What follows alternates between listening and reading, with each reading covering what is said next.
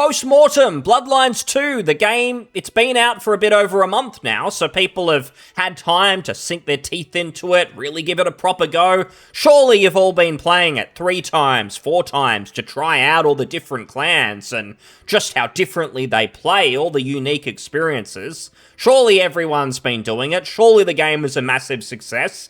Given the hype, years and years, 7 years or something of development. All the interesting stories. Brian Mitsoda was there. Chris Avallone, talented people.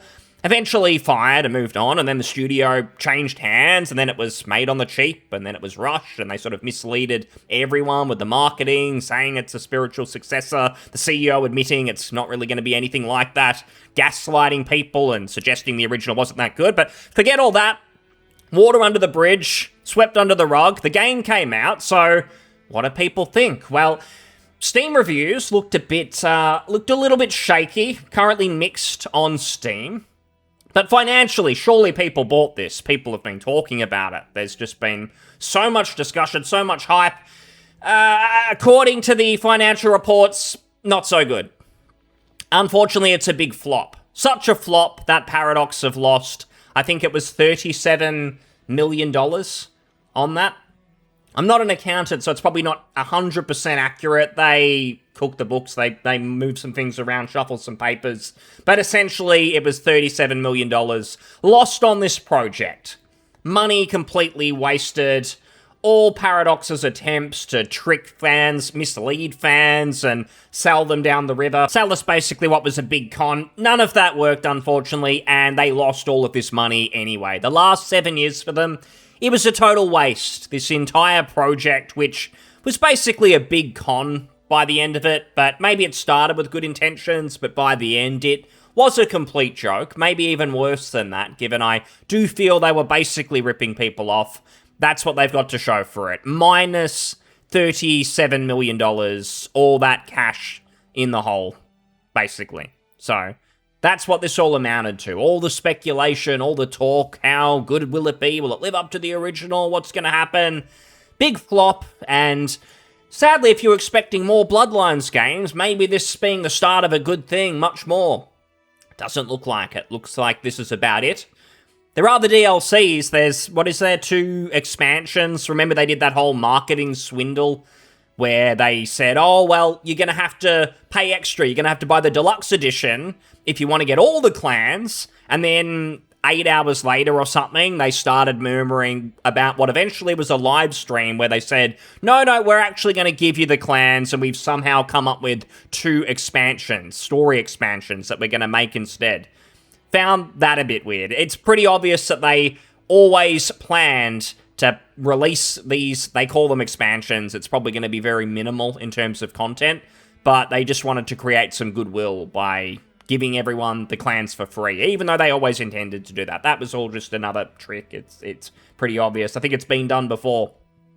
But this DLC that we're going to get, well, you've been let down already. They never live up to their promises. Paradox, the Chinese room, at least in this case, making this game, they always let everyone down. Do you think that the expansions are going to be any different? Or realistically, is it just going to feel like cut content, basically? Is it just going to be something cookie cutter thrown together just to honor pre-orders, basically? Remember that the Deluxe Edition, the original one from 7 years ago, that's how long they've been selling the game for and taking pre-order money. It's been this long when, for most of that, they didn't even have a game. This thing was put together in like 2 or 3 years. That originally had expansions available for pre-order. So that's why they did that. That's why they're still releasing DLC. It's just to honor pre-orders. So it's going to be as half-assed as possible. If you thought the Starfield DLC was pulled out of that company's ass, pulled out of Bethesda's ass, and it was, like 3 or 4 hours of content. It was totally half-baked. This is probably going to be even worse, because Paradox want nothing to do with Bloodlines. They don't want to hear about it again, they don't want to see it again, and don't take my word for it, because the CEO said it himself. I think he was like a newly appointed, was he interim CEO or something? He was fairly new. He said, we've got no interest in any more Bloodlines. We're releasing this, but we don't specialize in this sort of game, so we're just going to move on. Does feel like Paradox thought we can take advantage of the OG fans, the cult classic following of the original. We'll release a new Bloodlines, this will be easy, and then it blew up in their face. That's pretty much the story of it. But given this is a post-mortem kind of, why did this happen? We've got to go back to the original days, the OG days, the beginning. If we go all the way back, the original Bloodlines, when it came out in 2004, it released in a very rushed state. It was a mess. Troika, the company behind the game, who'd made a few RPGs before, people in the company like Tim Kaine, who created Fallout, a lot of RPG legends from back then. Basically, they were running out of money. They had a contract with Activision to release the game, and they were forced to release it when it just was not finished. Had a lot of the content in there, so a lot of the great stuff was in there, but it was rushed, no bug fixing at all. Some things were almost completely broken. So if you're anything like me, then you probably played it years later. I mean, I played Bloodlines for the first time in like 2012 or something, and that's probably considered kind of late, but a lot of people, I think, played it long after 2004. Most people didn't play it back then because it was stuffed, it was broken. But there was a fan patch which was put together by Wesp, I think his name is, and he's been working on it still to this day, I think, to make it playable. And that's part of the reason that the game has always had a big cult following, despite the gaslighting from the Paradoxes of the world and the defenders of this game before it came out at the very least, where there were copers, no, they're going to do it, I don't care about all the development mess, there's all these haters, there's all these grifters who just want it to fail, but I believe in them. They've sort of disappeared, but those people would say, oh no, the original was never actually that good, it was crap, you've just got rose-tinted colored glasses or whatever, but realistically, the truth, for most people who've actually played it, it's a great CRPG. Some people say it's not a CRPG, but it kind of is. It's systems and everything. Kind of like an immersive sim, I guess, as well, with its hub worlds and its level design. You can approach the levels in missions in different ways. So kind of a CRPG. And it's really the content that stands out. The content is fantastic. The levels, the hubs, the quests themselves, the way you can approach them, and building your character as well, in that it's not all just combat focused. There's parts of the game, especially towards the rushed end, where it's very combat focused, but for a lot of the game, what people would say is probably the peak of the game, the first few hub worlds, you can approach things in very different ways. You can go stealth, you can hack, you can lockpick, or you can go combat, guns blazing, pretty mixed combat, pretty mixed gunplay, but it's all kind of there. You can approach it your own way. So that kind of experience, very unique, especially outside sword and sorcery kind of RPGs, where it's all fantasy, it's all kind of Lord of the Rings, Tolkien-esque. Not a lot of that in RPGs, especially at that time. That was well before these days, the cyberpunk days, all these different mainstream RPGs. Back then, there wasn't a whole lot like it. So despite all its flaws, there was a really big push from passionate community members to fix the game, which is why we've gotten the unofficial patch, and just a lot of interest over the years. It's why even, for me, for instance, in 2012, playing it for the first time, I hadn't played that much like it. It was still unique even then, and it's probably unique for many people after that. So the reason people were very, very interested when Paradox announced Bloodlines 2 is we wanted to get that same feeling, a game like that there are very few of. This could be really interesting, and I really think for most people it was that. It was getting a CRPG like that in that kind of supernatural setting. It wasn't just, cool, I want a vampire fantasy game. I don't care if it's just an action romp and it's like a hack and slash, whatever. I just want to play as a vampire and do cool shit.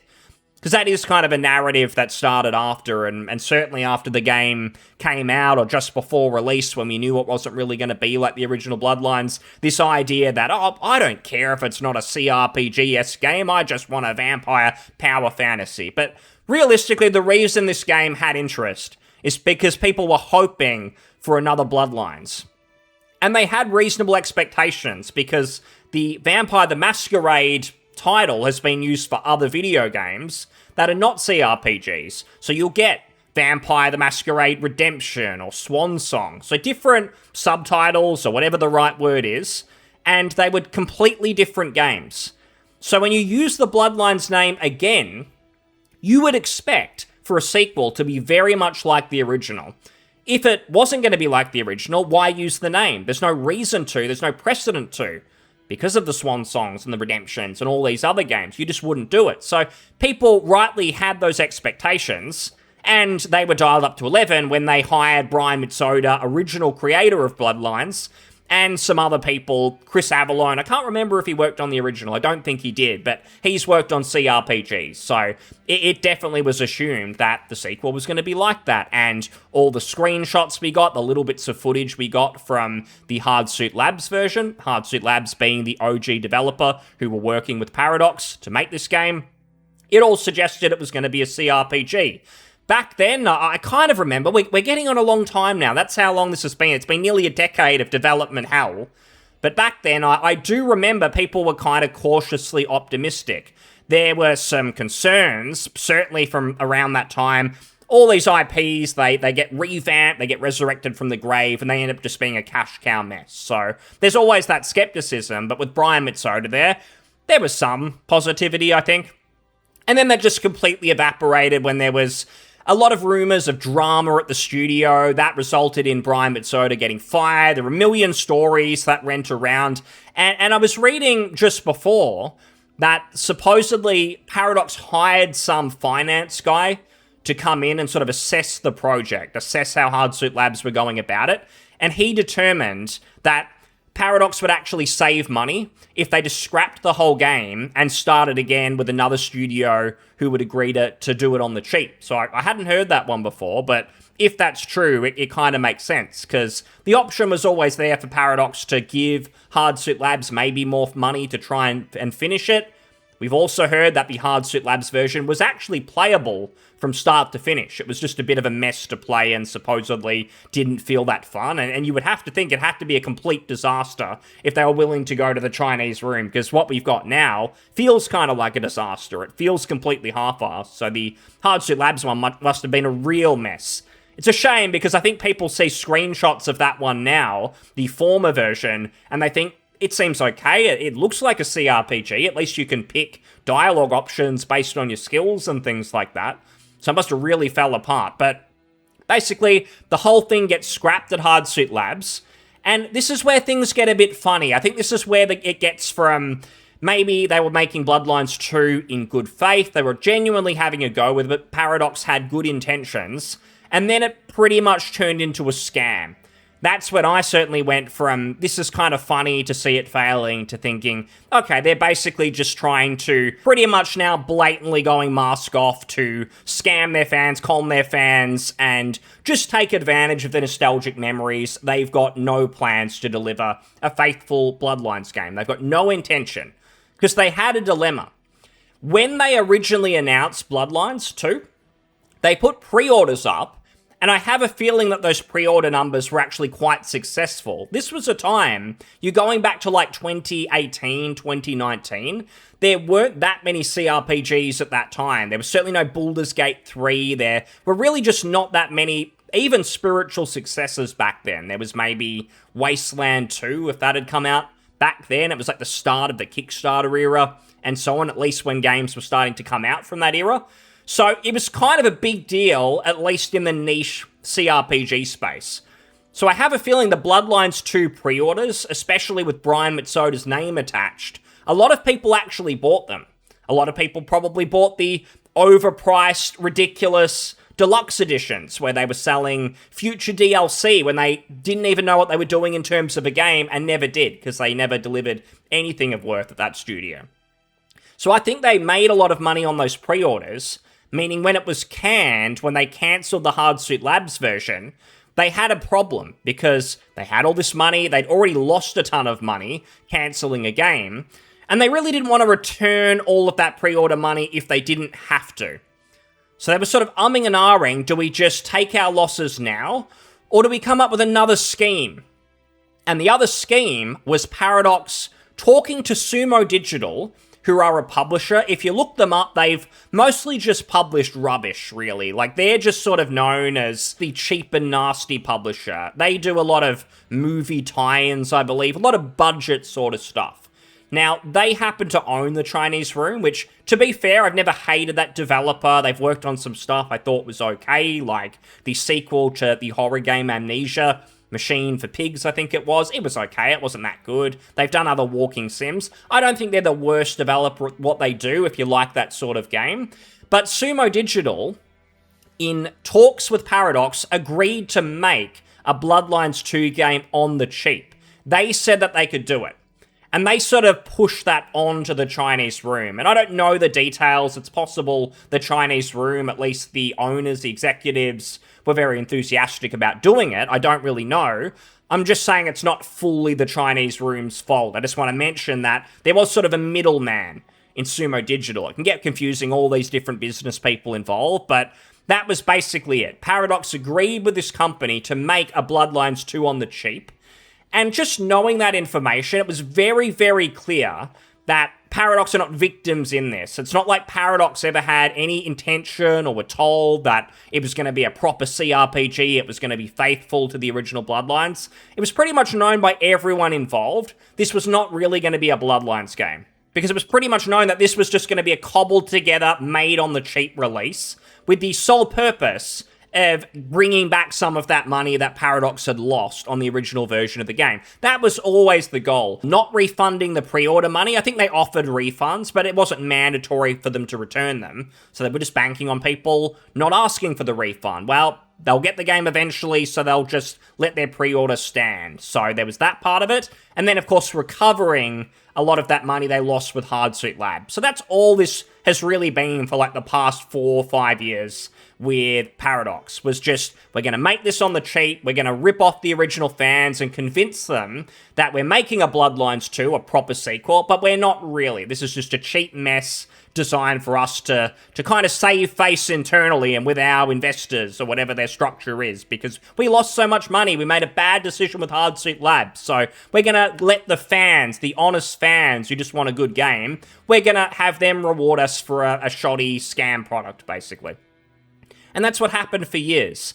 If you followed the journey of Bloodlines 2 under the Chinese Room, it was extremely shady the entire time. For starters, when they first announced that there wasn't that much information, they released little tidbits here and there. Some people were optimistic, but if you followed any of these just awful development cycles with other games that ended up being total messes, whatever it may be, you could see all the red flags a million miles away. And the biggest one, really, was them just not showing footage.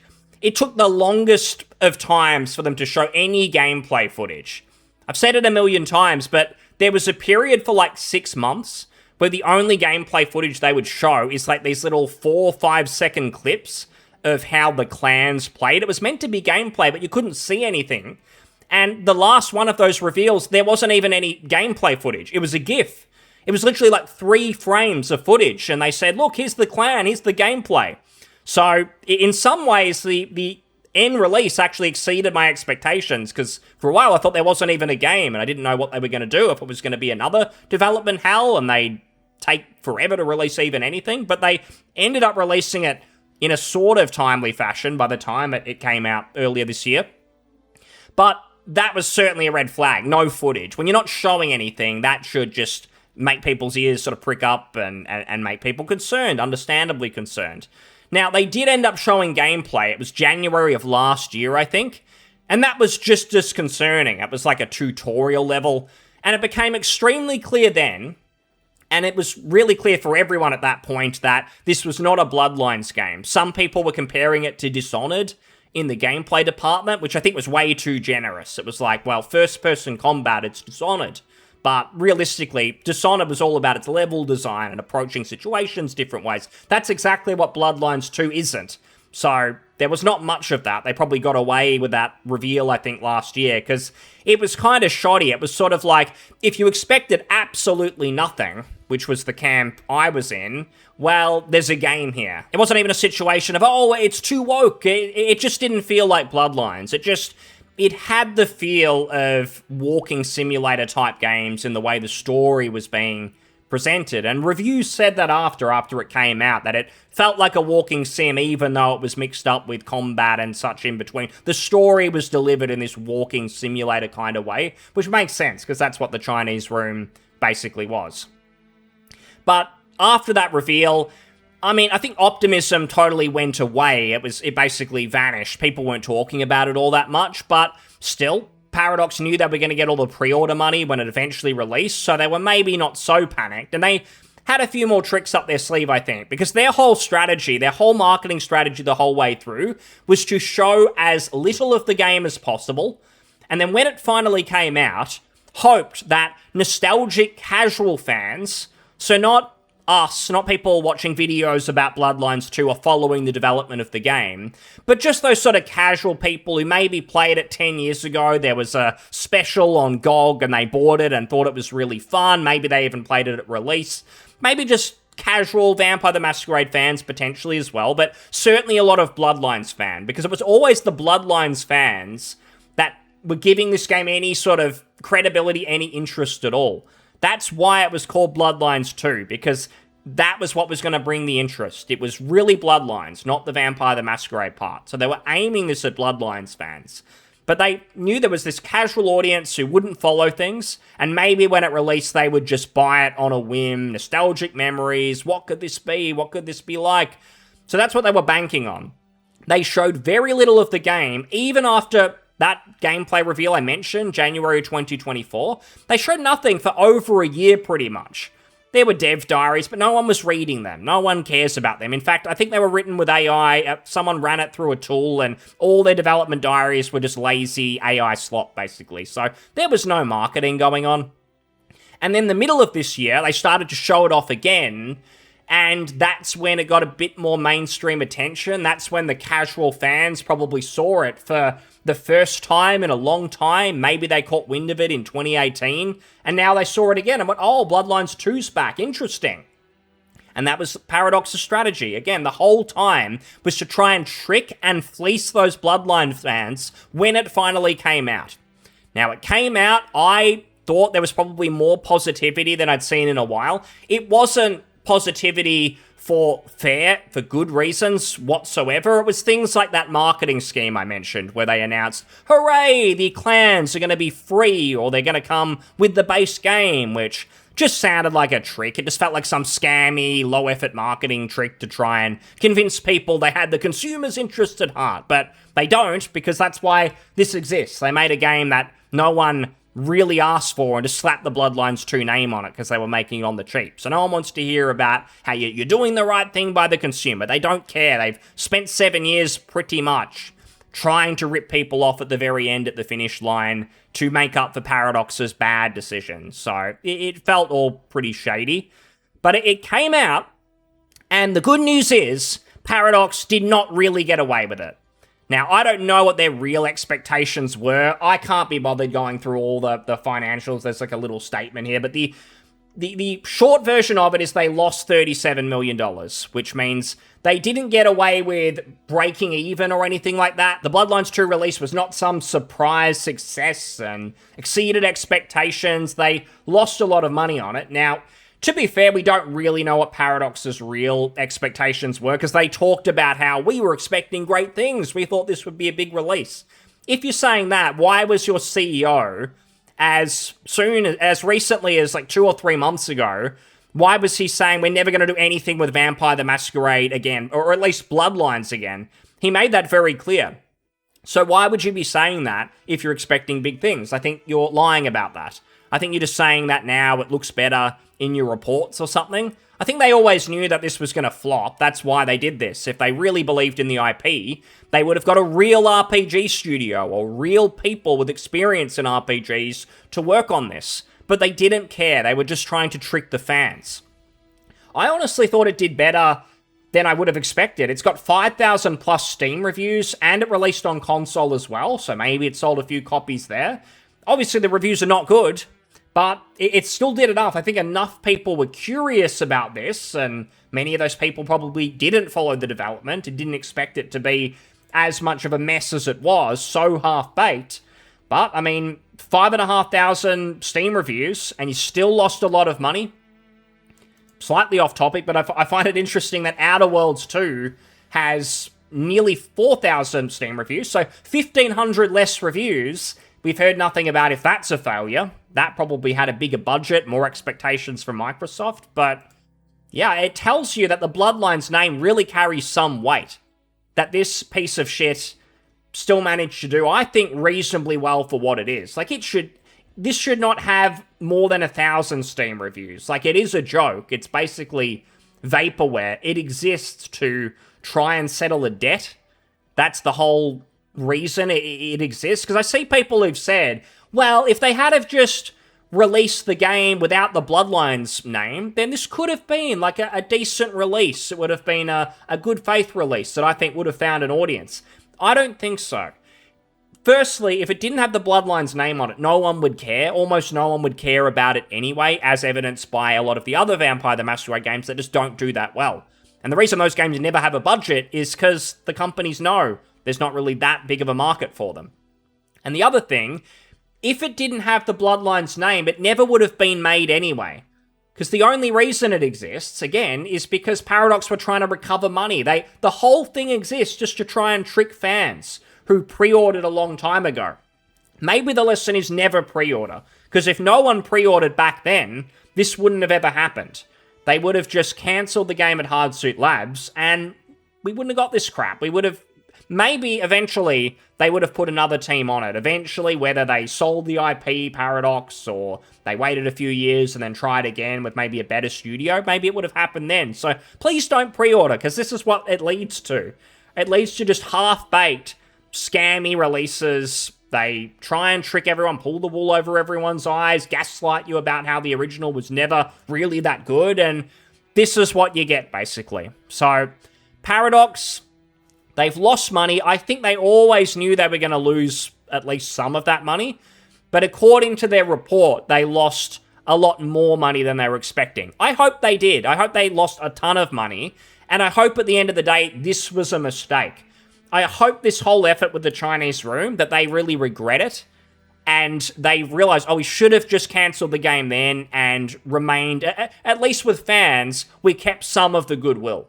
Because I think some people were sympathetic back then, even though Paradox with their dodgy DLC, with their strategy games, overpriced crap, even then, I still think people understood what happened with Hardsuit Labs, and they didn't really blame it all on Paradox. They understood that studio with crazies like Kara Allison, who worked on the game, who Brian Mitsoda is still dating or something, like, he seems like an idiot. I'm sorry, he made a great game, but that whole thing's just kind of weird given all the dramas there.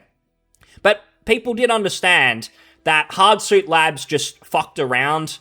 They had no business making an RPG. Brian Mitsoda might be a decent writer, made a great game many years ago with great atmosphere. He hasn't done that much since then. I don't think he's released many games since Bloodlines that have really been all that good. So I don't think just him by himself was going to create gold and create something incredible. He needed a good team around him, and he definitely did not have that. The boots-on-the-ground developers at Hardsuit Labs didn't seem to know what they were doing at all, so the game was a mess.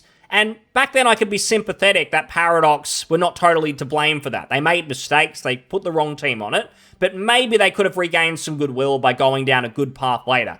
They didn't. They chose to rip off the fans, and now we just have this. It's a joke on Steam. People bought it purely out of curiosity, and most of those people left a negative review, and they're done. And looking forward, the Bloodlines name doesn't even mean anything anymore. Because of how they sort of desecrated the legacy with this sequel, if there's ever a Bloodlines 3, it's like, what does that mean? Because with Bloodlines 2, now you're basically just saying that the Bloodlines IP is just any vampire game, and we can do anything with it that we want. It used to mean kind of CRPG immersive sim, now it means just action game with vampires in it. So if anyone ever tries to resurrect this IP in the future, well, it's going to be wait and see. People are going to want to see who's developing it, what are you doing. We want to see that it's kind of like a CRPG in a supernatural setting. That is what we're looking for. Unless that's extremely clear, we don't want to hear about it. It's just going to be more crap, more slop. So they've made a lot of mistakes with this. They've killed all goodwill. And I think the best thing that Paradox could do at this point is to sell off the Vampire the Masquerade IP. Just get rid of it, give it to anyone else. You don't know what you're doing. And we can only hope that eventually there is some sort of spiritual successor. Whether it's a mod, whether it is sort of a total conversion, a new game with the old Vampire the Masquerade engine, that's one thing. The challenge is that engine really just isn't that good. The bones of that game, it's also broken and kind of a mess. You would prefer a great game in another engine, but it's difficult. We haven't seen it. It's been 20 plus years, and we've never gotten something quite like the original Bloodlines. So maybe one day, but again, I really hope Paradox regrets this, and we never see anything like this from other game studios. That's cope. You know it's going to happen again if game studios can get away with something, rip off the fans for a quick buck. That is bread and butter of the game industry. But we'll leave it there. Thanks for listening. I'll see you on the next one. Cheers. Bye.